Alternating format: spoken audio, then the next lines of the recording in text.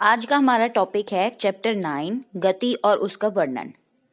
गति आपको पता ही है क्या होती है। अगर कोई वस्तु की स्थिति में समय के साथ लगातार होने वाला जो परिवर्तन है उसको क्या बोलते हैं, गति। जैसे कि आप सोच सकते हो, जैसे कि एक गाड़ी चल रही है तो उस एक गाड़ी ए से बी तक गई है, तो उस गाड़ी का जो स्थिति है वो ए से बी तक का है, समय आपका अलग अलग रहेगा। तो वो एक जगह से दूसरी जगह जा रही है, कैसे जा रही है, चल के जा रही है, तो क्या हो गई, वो गति हो गई। अगर वस्तु की स्थिति में समय के साथ कोई परिवर्तन नहीं होता है तो उसको हम क्या बोलते हैं, विराम बोलते हैं। जैसे कि आपको पता ही है, जैसे कि एक बस है, वो खड़ी इंतजार कर रही है और 1 घंटा हो गया उसको खड़ा हो के एक स्टॉप पर, तो क्या है, वो अपनी जो स्थिति है वो गति के साथ में उसका परिवर्तन नहीं हुआ है, तो वो कौन सी अवस्था में हो गया, विराम अवस्था में। तो आप कह सकते हो कि रुकी हुई बस जो है वो कौन सी अवस्था में है, विराम अवस्था है। अब गति के प्रकार, सबसे पहला गति का प्रकार आ गया है रेखीय गति। रेखीय गति क्या होता है, अगर सीध में जा रही है कोई वस्तु, ठीक है, सीधे सीधे जा रही है, तो उसको बोलते हैं रेखीय गति। किसी वस्तु की गति, रेखीय गति तब कही जाती है जब वह पूरे समय सरल रेखा पर चलता है। जैसे कि अगर मैं बोलूं ये कैप है और ये कैप मैंने इस तरह से चला दी है, तो ये कैप यहां से यहां तक बिल्कुल सीधी गई है, ऐसे गई है, ऐसे, तो क्या हो गया, ये रेखीय गति। क्या हो गया है, रेखीय गति। एक समतल सड़क पर सरल रेखा में गतिशील कार, जैसे कि आप पता है कि रोड पे जो कार चल रही है वो भी किसका उदाहरण है, रेखीय गति। समतल मतलब बराबर पे, मतलब बिल्कुल सीधी सड़क जो है उसके बारे में बताया गया है। आता है वर्तुल गति। वर्तुल गति क्या होती है, किसी वस्तु की गति वर्तुल गति तब कही जा सकती है जब वह वर्तीय पथ पर क्या रहता है, गतिशील रहे, मतलब गोल गोल घूमे। किसी भी पथ पर जो गोल चल रहा है उस पे क्या बोलते हैं हम, वर्तुकल गति। जैसे घड़ी की सेकंड वाली सुई जो है उसकी नोक क्या करती है, पूरे इस तरह से घूमती है, ये यहां से करके ऐसे घूमती है, तो क्या हो गया, वो वर्टिकल गति का उदाहरण हो गया। झूले में बैठे बच्चे कैसे झूलते हैं, ऐसे करके यूं यूं, ऊपर नीचे इस तरह से। और ऐसे ही जो विद्युत पंखे हैं उनके ब्लेड की भी क्या गति हो जाएगी, वर्तुकल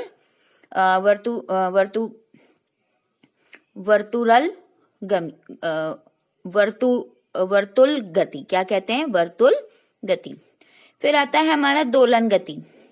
दोलन गति क्या होती है, जब केंद्रीय स्थिति मतलब जैसे कि एक है हमारा ये है ना, और ये हमारी नौका है और ये एक ही स्थिति पे है और ये बस इस तरह से ऐसे घूम रही है, जैसे कि एक पेंडुलम घड़ी नहीं होती है उसी तरह से।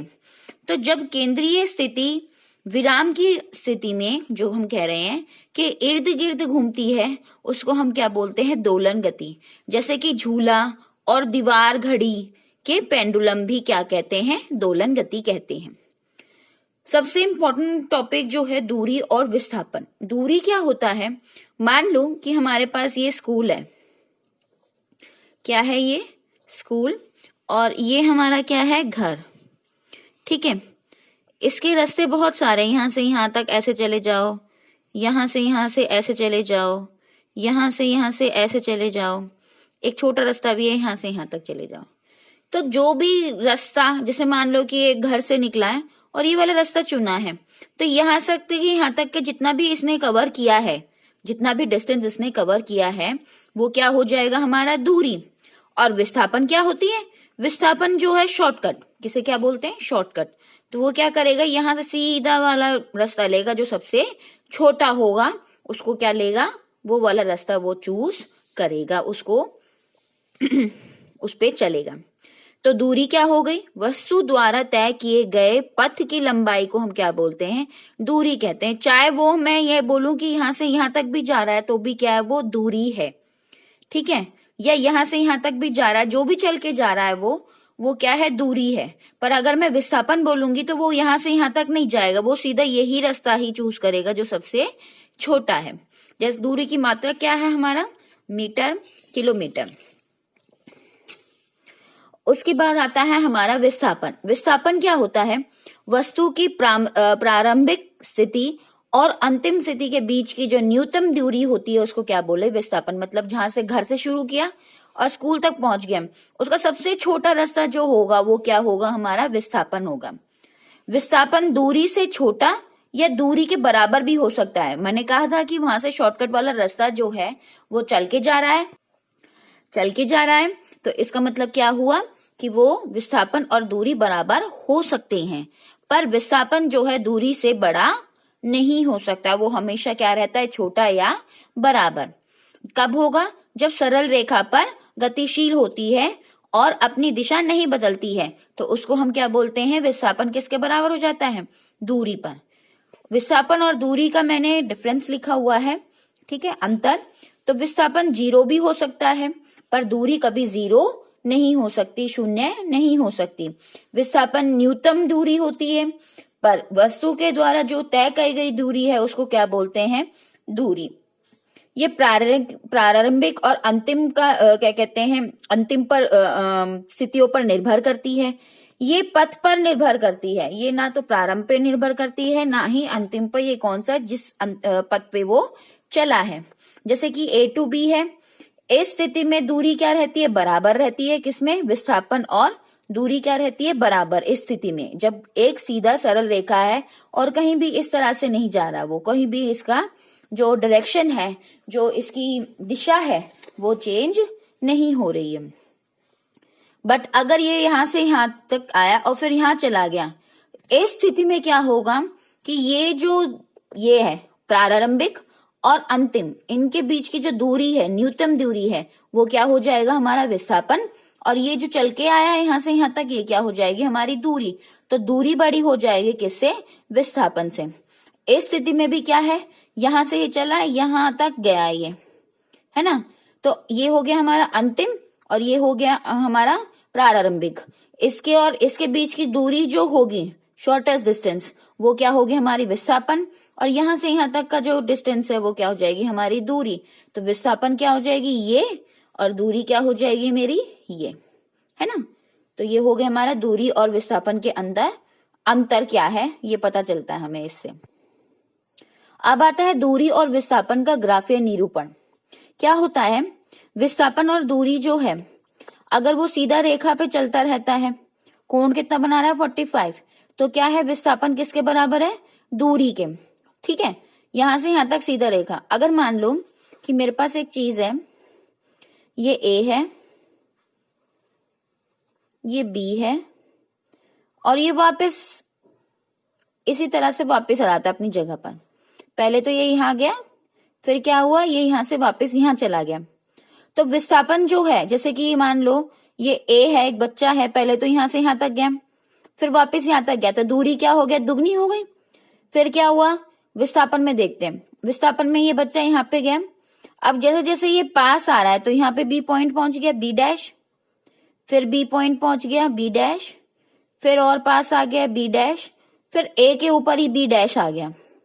तो इसका मतलब क्या हुआ? अब हमारा विस्थापन क्या होता है? अंतिम और प्रारंभिक के बीच में जो डिस्टेंस होता है वो होता है। तो क्या होगा? जैसे जैसे ये यहाँ पे जा रहा था, तो हमारी जो है ग्राफ का बिल्कुल ऊपर की तरफ जा रहा है। जैसे ही ये पीछे आने लग गया है, वैसे वैसे ये भी क्या हो रहा है? नीचे की तरफ आने लग गया। मतलब विस्थापन क्या होने लग गया? कम होने लग गया। पहले मान लो ये 10 था, A से B, ठीक है, 10 था, तो 10 तक तो यहां तक चल दिया।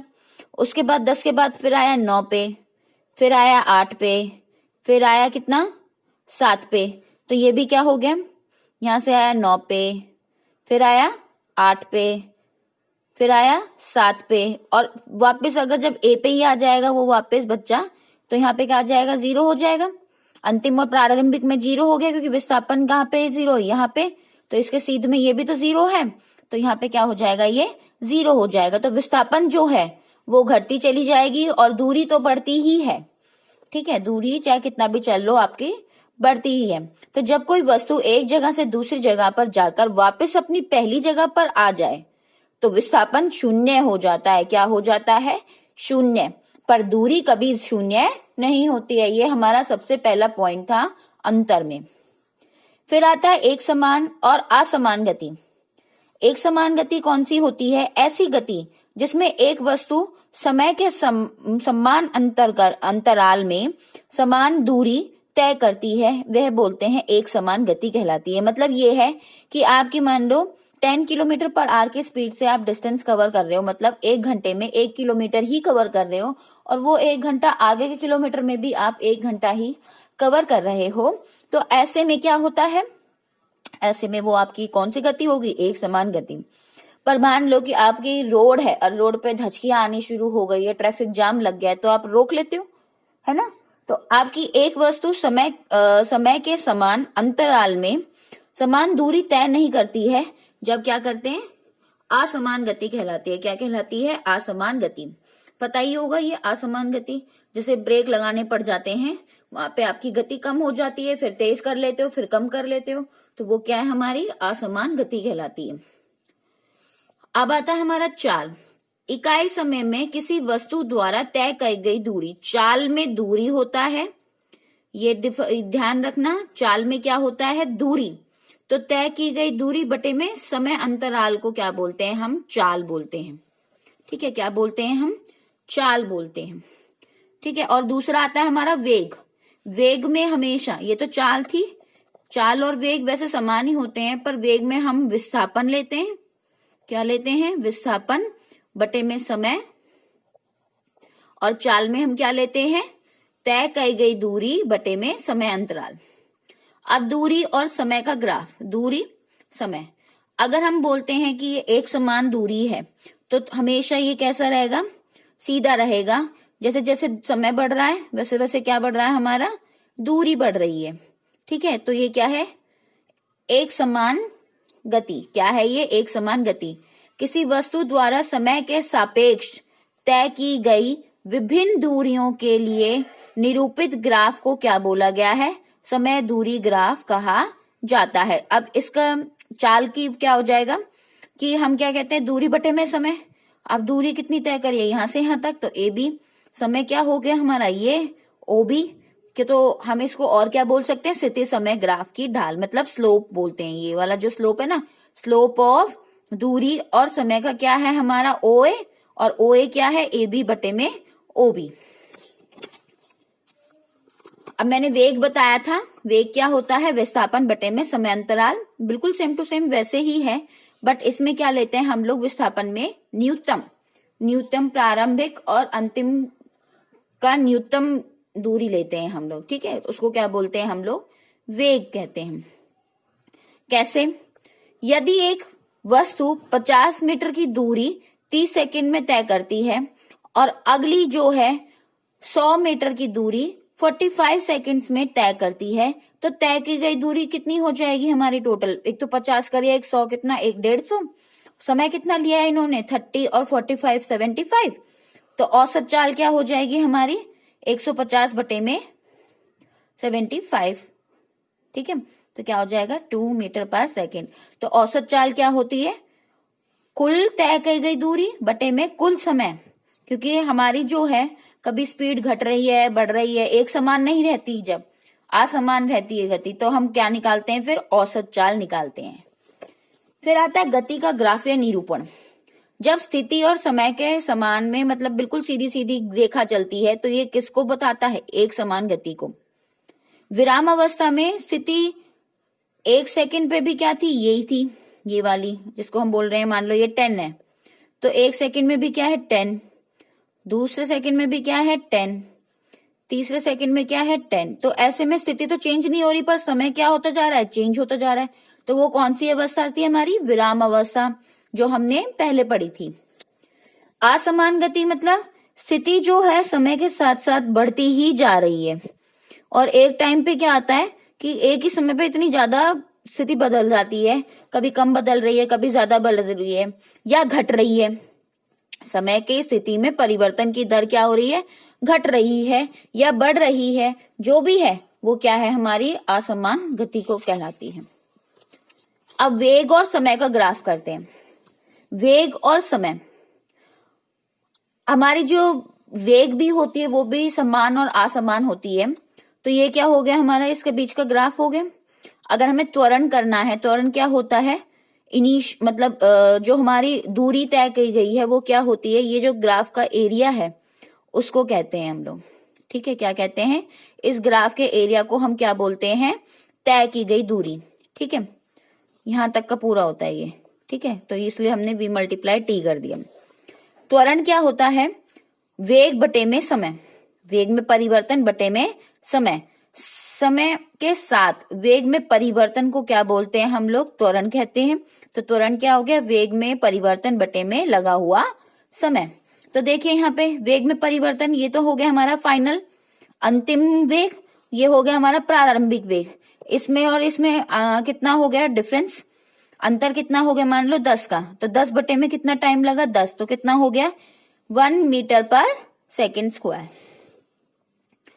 त्वरण ऋणात्मक तब होता है जब अंतिम वेग और प्रारंभिक वेग की तुलना में कम होता है। देखो ऋणात्मक कब होता है, ये हमारा है प्रारंभिक वेग और ये घटता हुआ चला जाता है, मतलब जब हम स्पीड को कम करते हैं तो हमारा त्वरण क्या होता है, ऋणात्मक होता है। पर अगर हम स्पीड को बढ़ा दें, स्पीड मतलब वेग, वेग को बढ़ा दें तो क्या होता है, हमारा त्वरण धनात्मक होता है, पॉजिटिव होता है। यहाँ पे हमारा त्वरण क्या होता है, नेगेटिव। तो क्या बोला हुआ, जब अंतिम वेग प्रारंभिक वेग की तुलना में ज्यादा हो तो त्वरण क्या होता है, धनात्मक होता है। अब आता है हमारा वेग और समय। त्वरण 0 शून्य कब होता है, जब वेग चेंज नहीं होता समय के साथ में, वेग चेंज नहीं होता है समय के साथ में, उतना ही स्पीड रहता है, मतलब समान आपकी गति रहती है, तब हम क्या कहते हैं, त्वरण क्या होता है हमारा 0 रहता है। अब गति के समीकरण करेंगे हम लोग। माना कि हमारा जो प्रारंभिक वेग है, आरंभिक बोल सकते हैं, प्रारंभिक बोल सकते हैं, ठीक है, आरंभिक वेग क्या मान लिया हमने, म्यू बना लिया, और अंतिम जो है अंतिम वेग क्या बना लिया, वी बना लिया। तो वेग क्या होता है हमारा,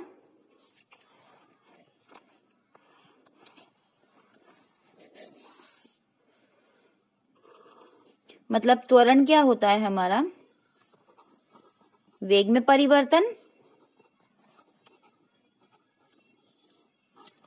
बटे में समय। तो वेग में परिवर्तन क्या हो जाएगा हमारा, अंतिम वेग माइनस प्रारंभिक वेग, डिवाइड में क्या कर लेंगे, समय।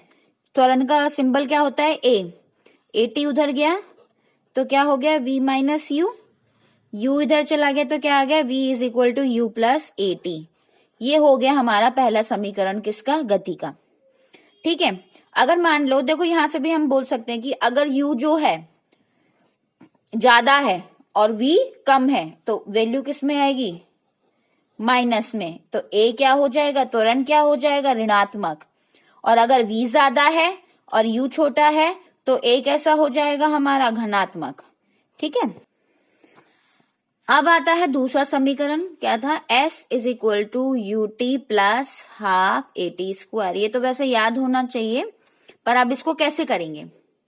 तो हमारा जो क्षेत्रफल होता है s, जिसको हम बोलते हैं, वो क्या होता है, औसत चाल।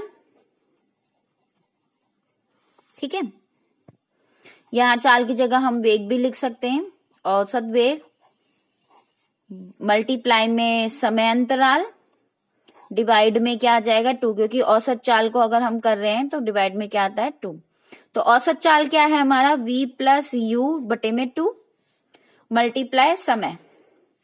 आपको पता है यहां से हम लोग, क्योंकि देखो यहाँ पे ऐसी कौन सी वैल्यू है जो इसमें नहीं है, ये वाली नहीं है, तो यहां से हम क्या ले लेंगे, v की वैल्यू ले लेंगे। तो v की वैल्यू ले ली, क्या हो जाएगी, u plus a T plus you बटे में 2 मल्टीप्लाई टी। अब इन दोनों को प्लस कर दिया, कितना है 2u प्लस ए टी बटे में 2 मल्टीप्लाई टी। अब इसको मल्टीप्लाई कर दिया, यहां से ये चला गया divide 2 plus a t square divide में 2, ये यहां से यहां कट गया। ठीक है, तो क्या बचा, you t plus half a t square, क्या एस। ये क्या हो गया हमारा, डिस्टेंस कवर या हम कह सकते हैं क्षेत्रफल। ठीक है, ये हो गई हमारा दूसरा समीकरण।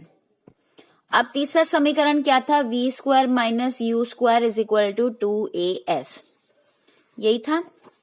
तो अब हमें पता है विस्थापन क्या था, विस्थापन था u प्लस वी अपॉन में 2 मल्टीप्लाई t था। ठीक है, और यहां से हम लोग v is equal to u plus a t जो पहला था यहां से हम निकालेंगे, ये इधर गया क्या हो गया माइनस, तो v minus u is equal to क्या हो गया ए टी, तो यहां से a क्या आ गया हमारा v माइनस यू डिवाइड में t। ठीक है, तो मैं क्या करूंगी यहाँ पे, ये वाली जो इक्वेशन है और ये वाली जो इक्वेशन है, समीकरण है, इन दोनों को क्या कर दूंगी, गुना कर दूंगी। कैसे, a into s is equal to s की वैल्यू क्या थी हमारी, u प्लस वी अपॉन में या v प्लस यू अपॉन में 2, ठीक है, मल्टीप्लाई t, और a की वैल्यू क्या थी मेरी, v माइनस यू बटे में t। ठीक है, ये t से ये t कैंसिल, ये दोनों क्या हो जाएगा, a plus b, a minus b, maths का फॉर्मूला है, इसमें क्या आता है a square minus b square, तो यहाँ पे क्या जाएगा v square minus u square बटे में 2 इज इक्वल टू as। अब ये 2 इधर चला गया, 2as is equal to v square minus u square. आप देखोगे अगर मैं सही करके लिखूं इसको, v minus u square is equal to 2as, ये कौन सा समीकरण हो गया हमारा, तीसरा समीकरण। तो ये तीनों समीकरण को आपको निकालना आना चाहिए, और इन्हीं के बेसिस पे आपके न्यूमेरिकल्स भी आते हैं, तो वो भी आना चाहिए। ठीक है, आज का टॉपिक हमारा खत्म।